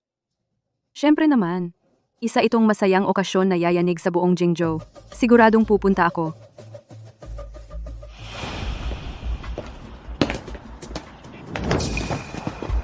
Talaga bang pakakasalan mo siya? Anong ginagawa mo? Bitawan mo ako. Sagutin mo ang tanong ko, talaga bang pakakasalan mo si Zhou Jinxing? Xu Qinghe, alam mo ba na hindi pumapasok sa kumpanya ang Zhou Jinxing nitong nakaraang mga araw? Kasama niya ang kasintahan niya buong panahon. Wala ka sa puso niya, hindi kayo magiging masaya magkasama. Iyon ay pagpipilian ko pa rin. Alam mo na kasama ka lang niya para iwasan ang pakikipag-alyansa sa pag-aasawa kay Chu Qing. Ang pagkakakilanlan mo ay peke. Ang ama mo ay isang aktor. Xu Qinghe, gusto mo bang manatili sa kasinungalingan magpakailanman kasama ang taong hindi nagmamahal sa iyo? Ang propesor ay isang aktor. Ang hinala ko ay tama. Ang babae na Xu Qinghe, hindi lang nagpanggap bilang socialite para linlang ang pinakamatandang binata ng Zhou family. Lantarang nanligaw din sa pangalawang binata. Sa piging ng kasal bukas, siguradong mahulog ka mula sa mga ulap papunta sa impyerno.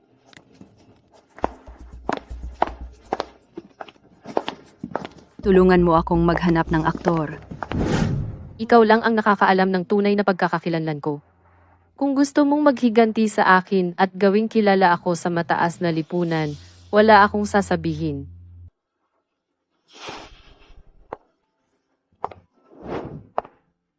Paano ko matitiis na magdala ka ng sisi at maging kilala? Parang kailangan kong magsimula sa mabuting kapatid ko. Nasaan ang mama? Saan pa? Abala sa pag-aayos ng reception mo. Kapatid, magpapakasal ka talaga?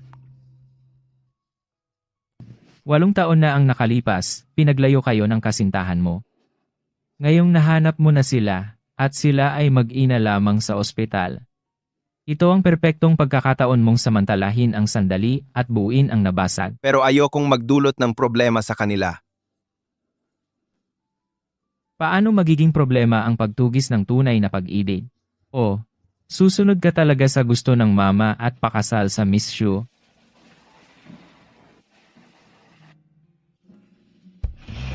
Kapatid, walang saysay ang pagiging mahinahon at sumunod sa mga alituntunin. Para tugisin ang tunay na pag-ibig, dapat matiyaga at patuloy na sumulong. Ang ilang tao, kapag nawala mo habang buhay. Hindi ko naisip na bitawan. Ang posisyon ng Mrs. Zhou sa buhay ko, walang ibang babae ang magdadala nito maliban sa kanya.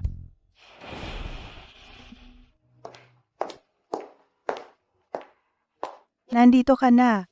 Naayos ko na ang mga preparasyon para sa reception. Papunta na ang stylist sa bahay para sukatan kayo ni Qinghe ng kasuotan para sa kasal. Mama, gusto kong kanselahan ang kasal ko kay Qinghe. Ano ang ibig mong sabihin? Nagkita kami ulit. Zhou Jinxing, nawala ba ang isip mo?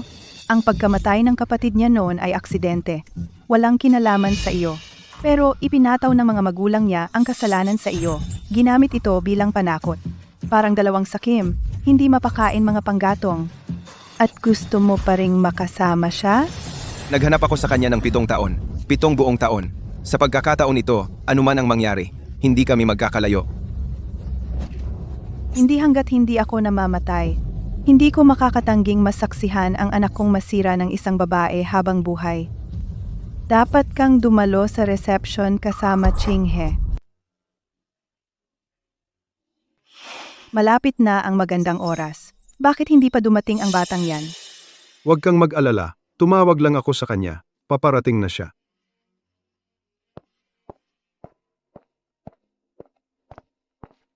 Hoy, Jinxing, dito ka mabilis. Laktawan ko na lahat ng mga naunang hakbang. Diretso na tayo sa seremonya. Bilisan mo.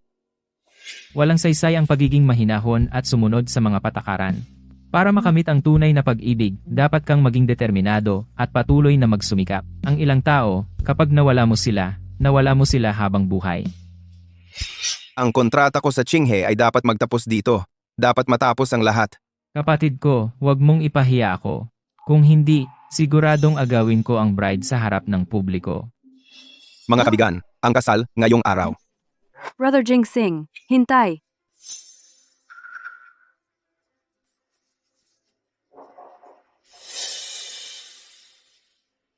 Uncle, Auntie, Brother Jinxing. Bago magsimula ang seremonya ng kasal, may isang tao na dapat makilala ng lahat. Pasok siya. Hoy, ano ba ginagawa ninyo? Bitawan ako. Hoy, naku, kayo talaga. Bitawan ako. Ang trabaho ko ngayon ay bilang tagapagpalakas ng loob sa likod, extra lang. Bakit hinahatak ninyo ako sa banquet hall?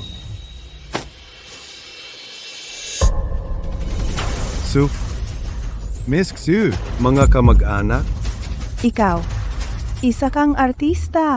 Chinge, anong nangyayari? Hindi mo ba sinabi dati na professor sa university ang tatay mo? O paano naging artista? Tito, tita, simulat sa pool, ang Xu Qinghe na ito ay nagpapanggap na socialite. Nagpapanggap na socialite? Talaga? Dinala ni Miss Chu ang peke na ama niya dito. Siguradong totoo. Bago nito, talagang naloko ako ng kanyang magalang at maayos na pag-uugali. Ang babae ay isang sinungaling. Second young master, isip-isip ko, ang pagkakita sa tunay na kulay ni Xu Qinghe ngayon ay dahil sa'yo. Kung hindi ko nakita ang Xu Qinghe na palihim na nanliligaw sa'yo noon, at nabanggit mo ang pagkuha niya ng artista para magpanggap na ama niya, lahat tayo ay magiging bulag pa rin. Ang babae na Xu Qinghe hindi lang nagpanggap na socialite para lokohin ang eldest young master ng Zhou family, pero palihim din nanliligaw sa second young master. Talagang walang pagpapahalaga at immoral. Peke ang pagkakakilanlan niya. Peke ang ama niya. Ang babae ay ganap at lubos na impostor. Nagtiwala ako sa iyo ng lubos. Binigay ko pa ang family heirloom bracelet para sa Zhou daughter-in-law. At nagpapanggap kang socialite. Niloko mo kami sa lahat ng panahon. Akala ko lang, ikaw ay isang magalang at maayos na young lady mula sa magandang pamilya. Ikaw ay talagang gumawa ng bagay na nakakahiya sa reputasyon ng Zhou family. Pasensya na. Hindi siya ang nagpasira ng reputasyon ng Zhou family.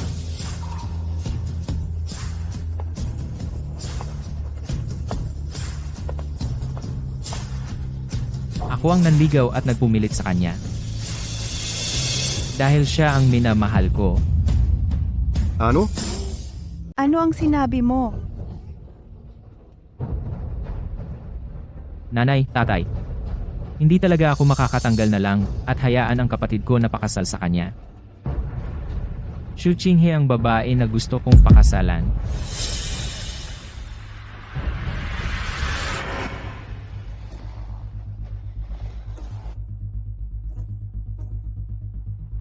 Para kang ex-girlfriend ko.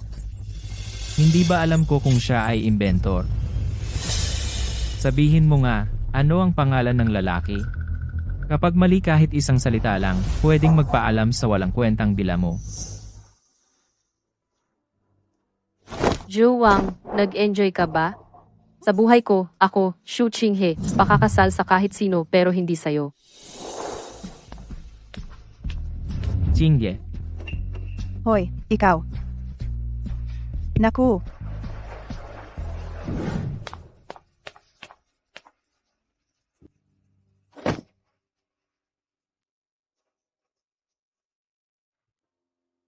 Na-expose ang peking socialite identity. Void ang kontrata.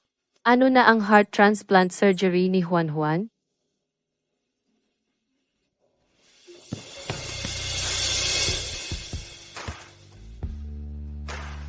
Qingye. Huwag mo na akong sundan. Zhou Wang, ano ang pinagpapanggap mo? Nakita mong na-expose ang peking socialite identity ko. Siguradong masaya ka na ngayon, di ba? Masaya? Siyempre masaya ako na hindi mo maging sister-in-law. Zhou Jinxing ay pumayag na tumulong maghanap ng heart source para sa Juan Juan. Ikaw ang pumutol sa lifeline niya. Qinghe, huwag kang umalis. Gusto mo ng yaman at status, gustong maging young mistress ng Zhou family. Hindi lang ang pakasal sa kapatid ko ang paraan.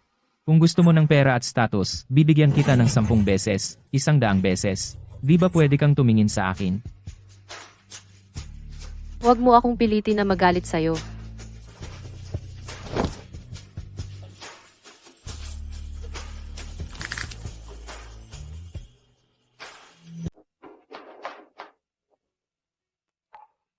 Qinghe, nakita ko ang mensahe mo sa WeChat. Tuluyang nabigo ang orihinal nating plano. Paano na ang operasyon sa pagpapalit ng puso ni Juan Juan? Hindi pwedeng mapanganib si Juan Juan. Pupunta ako at magmamakaawa kay Ginoong Joe. Kahit anong halaga ang kailangang bayaran, magmamakaawa ako para tulungan niyang maghanap ng bagay na puso para kay Juan Juan. Chinge, alam kong sobrang nag-aalala ka kay Juan Juan, pero kailangan mong magpahinga sa kalagayan mo ngayon. Ako ang bahala kay Juan Juan. Kapag nakapagpahinga ka na ng maayos, isasama kita para hanapin iyong Ginoong Joe.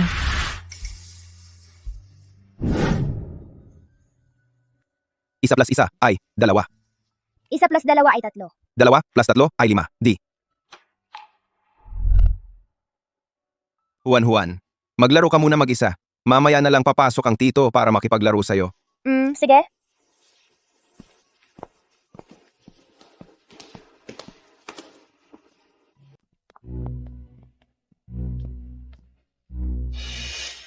Joe Jingsing, ikakasal ka na, tapos iiwan mo ang sarili mong fiancé para samahan ang anak ng ex-girlfriend mo. Moral ba yon?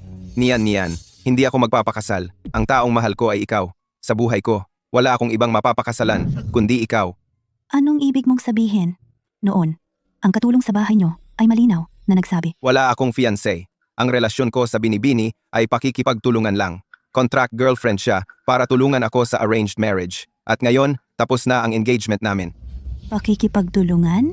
Contract girlfriend? Hindi pwedeng ganito lang ang pagkakataon. Niyan. Alam kong nahirapan kang mag-alaga ng Juan mag-isa sa mga nakaraang taon. Gusto kong maging ama ng bata. Mag-alaga tayo sa kanya. Okay? Hindi papayag ang mga magulang mo. Kung magtitiwala ka sa akin, malulutas ko ang anumang problema. Ako. Naku! Nag-atake ang bata. Kailangan operahan agad. Juan, nandito na si Mommy. Tibayan mo, magiging maayos ka. Hindi hahayaan ni Mommy na may mangyari sa'yo. Si Chinghe, ang nanay ni Juan. Mr. Joe. Ipapaliwanag ko mamaya. Chinghe, magiging maayos si Juan. Kritikal ang oras. Kailangan na ang operasyon. Bilisan.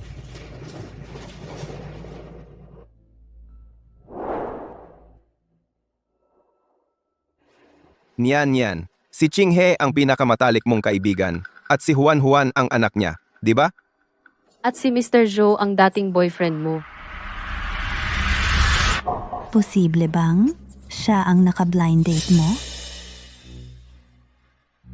Mr. Joe, pasensya na.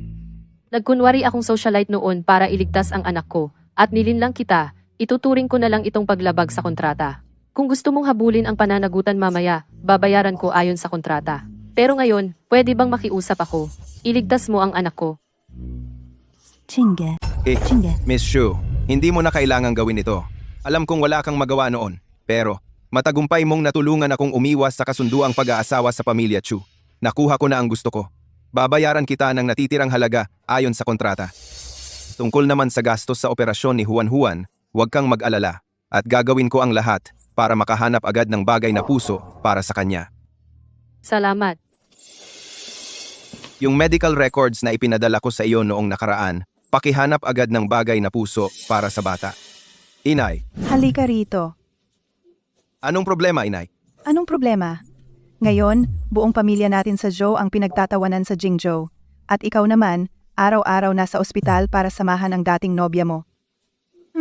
Noon, malinaw naman niyang ipinangako sa akin na pagkatapos kayong maghiwalay, hindi na siya muling lalapit sa iyo sa buong buhay niya. Anong sinabi mo?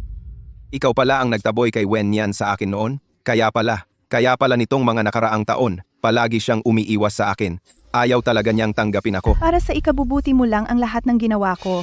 Dahil sa mga magulang niyang mga sakim na iyon, hindi ka magiging masaya sa kanya. Kung wala si Wen Yan, hindi ako magiging masaya, Inay. Sa lahat ng mga taong iyon, si Wen Yan lang ang nasa puso ko. Kung hindi mo siya pinalayo sa akin noon, hindi ko kailangang tumutol sa arranged marriage at humanap ng kontratang nobya. Ikaw.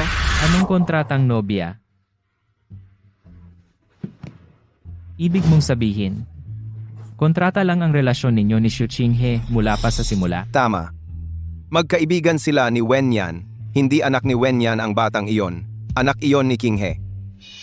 Nagpanggap lang siyang socialite at nakipagtulungan sa akin para lang mapagamot ang anak niya. Anak? Kailan siya nagkaanak? At kaninong anak iyon? Anak?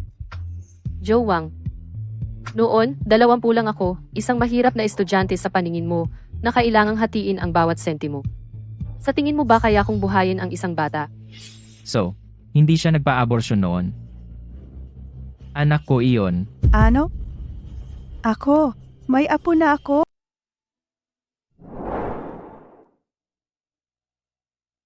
Chinghe, sinabi ng doktor na ang donor ng puso ay matagumpay na na-match sa Juan Juan. Maaari na magkaroon ng heart transplant surgery ang Juan Juan. Huwag kang mag-alala. Gagaling din ang Juan Juan. Niyan, napakahirap ng mga araw mo, nag-aalaga kay Juan Juan sa ospital. Umuwi ka na ngayon.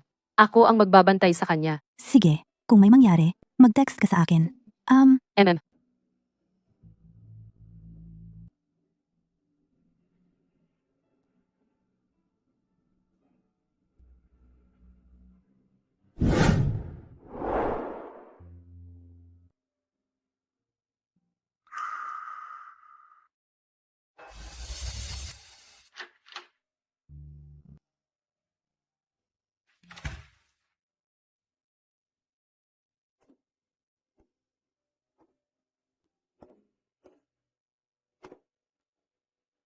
Bakit hindi mo sinabi sa akin na ang Juan Juan ay anak ko? Karapat-dapat ka bang malaman? Hindi. Kung magkakaroon siya ng anak, ipa-abort mo. Kung ipanganak, patayin mo. Nakalimutan mo? Ginoong Joe, kung nabuntis ang girlfriend mo mula sa squatter, pakakasalan mo ba siya? Hindi. Kung magkakaroon siya ng anak, ipa-abort mo. Kung ipanganak, patayin mo. Kaya, noon, narinig mo ang mga salita ko, at iyon ang dahilan kung bakit tayo. Ano pa? Gamitin ang baby para umakyat sa social ladder. Mabubuhay pa ba ang anak ko ngayon kung ginawa ko yun? Hindi, Chinghe, hindi yon. Hindi yon ang tunay kong ibig sabihin noon. Paano ko hindi gugustuhin ang sarili kong anak? Tama na. 7 taon na ang nakalipas. Ang paliwanag mo ay walang saysay. Joe Wang, matagal na tayong nagtapos. Hindi tayo nagtapos. Shu Chinghe. Noon, wala akong alam, at bigla-bigla mo lang ako iniwan, nag-iwan sa akin ng 7 taon. Ngayong natagpuan ko na kayo, huwag nyo nang isipang iwan ako ulit.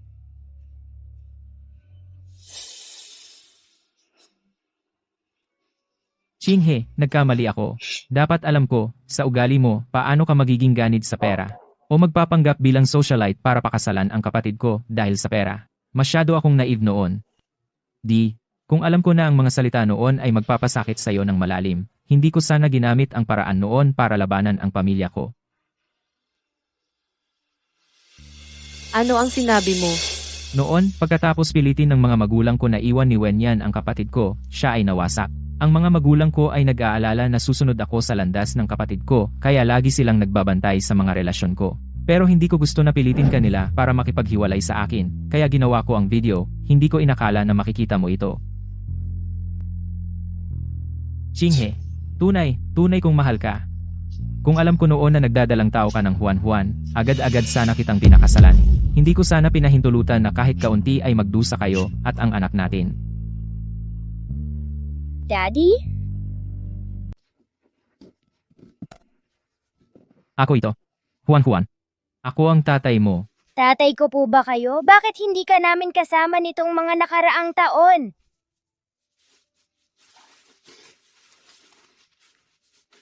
Dahil tanga ang tatay. Noon, gusto kong makasama ang nanay. Pero ginamit ko ang isang napakatanga paraan na nagdulot ng maling pag-unawa sa akin ng nanay at akala niya ako'y isang hindi na maayos na masamang tao. Pasensya na, Juan Juan. Napakatanga ng tatay at napakaraming taon ang pagdating. Kapag nagkamali ang Juan Juan, maingat na sinasabi ng nanay sa Juan Juan ang kanyang pagkakamali. Tinuturuan niya ang Juan Juan kung paano ito itama. Nanay, pwede mo siyang turuan?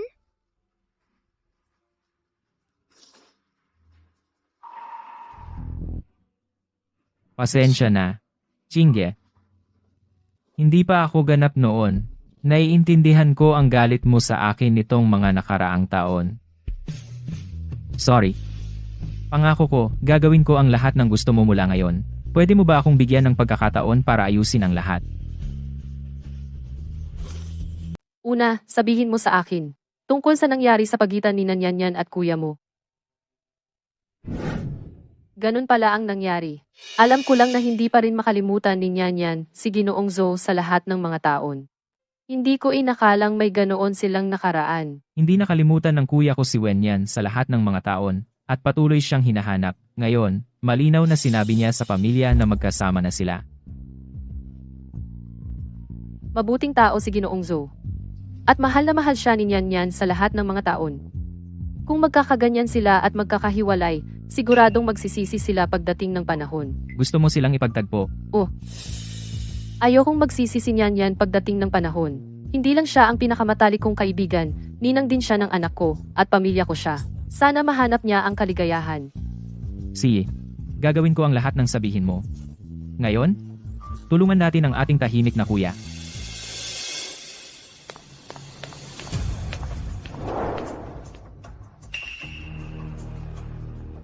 Anong ginagawa mo dito? Sabi ni Chinghe, mag-operahan sa puso si Juan Juan. Nasaan si Chinghe? Nasaan si Chinghe? Sinabihan ako ni Chinghe na tapos na ang mga pre-operative check ng bata. Mataas ang tsansa ng tagumpay ng operasyon. Huwag kang mag-alala. Siya. Sila yon. Gusto kaming ipagtagpo ni na Chinghe at ng kuya ko. Alam ko na ang lahat ngayon. Noon, iniwan mo ako dahil ayaw mong maapektuhan ako ng mga magulang mo. Pero naipaliwanag ko na ang lahat sa mga magulang ko. Alam na nilang nagkamali sila noon sa'yo. Alam kong ang dami nating taong nasayang. Baka may mga alinlangan ka pa. Okay lang yon. Maghihintay ako hanggang sa ikaw mismo ang lumapit.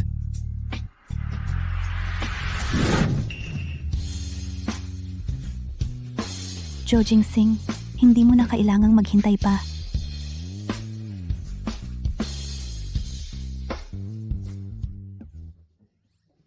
Mahal, kamusta ang atmosfera dyan?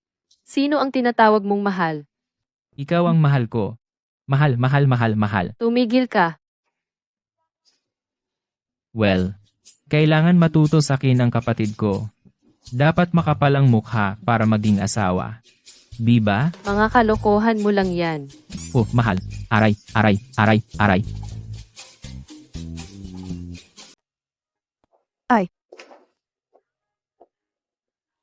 Sino ang mag-aakala? Naghihintay kami ng naghihintay. At ngayong taon, talagang nagkaroon kami ng isang malaking apo na babae. Alam ko, Sabi ni Chinghe, matagumpay ang operasyon ni Juan Juan. Ganap na siyang gumaling. napakaganda. Bakit hindi pa dumarating ang dalawang mag-asawang iyon? Kakakita mo lang sa pinto. Ano ba ang nagmamadali ka? Hoy, hindi lang talaga ako mapakali sa paghihintay sa kanila. Sa palagay mo, magagalit pa sa akin si Wenyan dahil pinilit ko siya at si Jingsing na maghiwalay noon? Paano niya magagawa iyon? Nalutas na ang lahat ng hindi pagkakaunawaan. Bukod pa riyan, para kay Jingsing mo ginawa iyon noon. Mabait na bata si Wenyan. Maiintindihan niya. Lola, lolo! Ay, nandito na sila. Nandito na sila. Nandito na sila. Dumating na sila. Lola, lolo! Aking munting kayamanan. Malaking apo ng lola. Sa wakas ay nakauwi ka na. Bilisan mo. Ito ang pulang sobre mula kay lola. Kahit nakatapusan na ng bagong taon, ang pulang sobre ay maaari pa ring magtaboy ng masasamang espiritu at magdala ng kapayapaan. Ito ang pulang sobre na inihanda ni Lolo para sa iyo. Heto. Salamat lola at lolo.